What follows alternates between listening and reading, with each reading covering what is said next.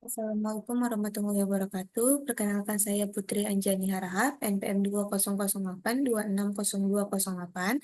angkatan 2020 pada blok BSO2. Di sini saya akan menjelaskan tentang siklus menstruasi pada mind map saya. Nah, sebelum kita masuk ke siklus menstruasi, kita harus tahu hormon-hormon apa saja yang berperan pada siklus menstruasi. Dimulai dari hipotalamus yang menghasilkan gonadotropin releasing hormone atau GnRH yang berfungsi untuk merangsang hipofisis anterior untuk menghasilkan FSH dan LH. Lalu ada hipofisis anterior yang menghasilkan FSH dan LH itu untuk merangsang pematangan sel telur dan juga sekresi estrogen. Lalu ada LH yang berfungsi untuk merangsang ovulasi dan sekresi estrogen. Lalu selanjutnya ada follicle ovarium yang menghasilkan estrogen, itu berfungsi untuk memicu lonjakan LH dan menebalkan endometrium.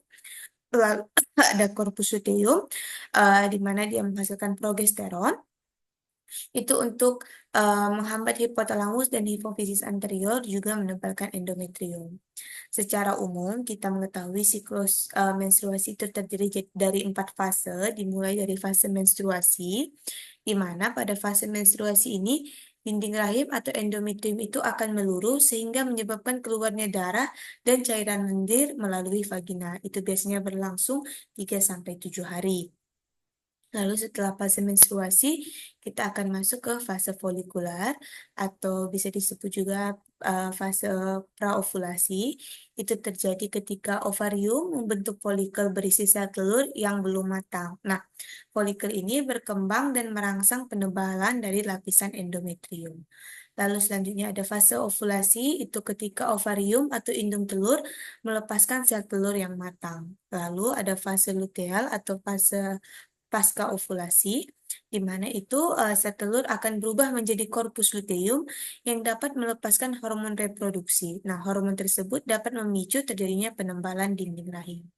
Lalu saya akan menjelaskan sedikit melalui gambar.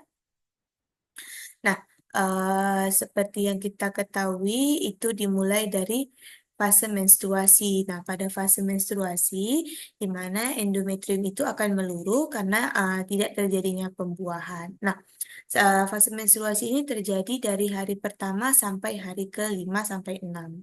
Nah, setelah fase menstruasi, kita akan masuk ke fase praovulasi atau fase folikular, di mana mulai terbentuk folikel primer, folikel sekunder, dan pada akhir praovulasi itu bakalan terbentuk folikel degrad. Nah, pada akhir praovulasi ini akan terjadi pelonjakan dari hormon estrogen. Nah, pelonjakan dari hormon estrogen ini uh, akan memicu pemecahan dari folikel degrad ini sehingga uh, akan keluarnya oosit sekunder pada fase ovulasi.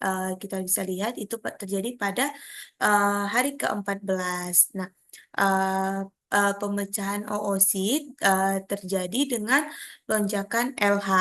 Nah, setelah fase ovulasi, setelah oosit ya keluar, uh, folikel degrad ini yang sudah kosong dari oosit ini akan mengkerut. Nah, kerutannya ini itulah yang kita sebut dengan korpus luteum. Nah, korpus luteum ini akan merangsang hormon progesteron. Seperti yang kita ketahui, hormon progesteron ini merangsang penebalan endometrium. Ini terjadi pada fase pasca ovulasi yang terjadi dari hari ke-15 sampai hari ke-28. Nah, siklus itu akan berulang secara rutin setiap bulannya pada wanita. Mungkin itu saja yang dapat saya sampaikan. Ini referensi yang saya gunakan.